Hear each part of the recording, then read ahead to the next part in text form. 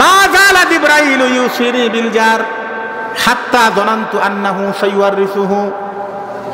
আল্লাহর হাবিব বলেন, জিবরাইল আলাইহিস সালাম যখনই আমার কাছে আসতেন তখনই প্রতিবেশীর ব্যাপারে ওয়াজ করতেন, প্রতিবেশীর হক রক্ষা করেন, প্রতিবেশীর হক রক্ষা করেন।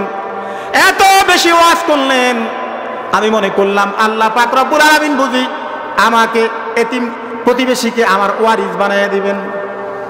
কি বানায় দিবেন? ওয়ারিস বানায় দিবেন।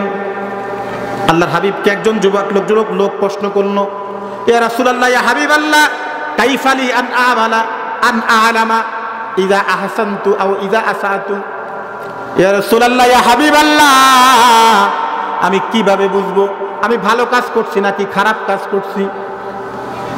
আল্লাহর হাবিব বললেন, ইযা সামাতা জিরানাকা কদ আহসানতা ফাকাদ আহসানতা ওয়া ইযা সামাতাহুম জিরানাকা কদ আসাতা ফাকাদ আসাতা। তুমি যদি শুনতে পাও তোমার প্রতিবেশী তোমাকে ভালো বলে তাহলেই তুমি ভালো কাজ করেছো, আর যদি প্রতিবেশী বলে তুমি খারাপ তাহলে তুমি বুঝে নিবে তুমি খারাপ কাজ করেছো।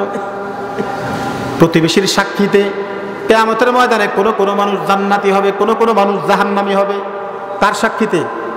কথা কয় না, কার সাক্ষীতে? প্রতিবেশীর সাক্ষীতে। কেউ জান্নাতি, কেউ জাহান্নামী। কষ্ট হইতেছে আপনাদের? কষ্ট হইতেছে?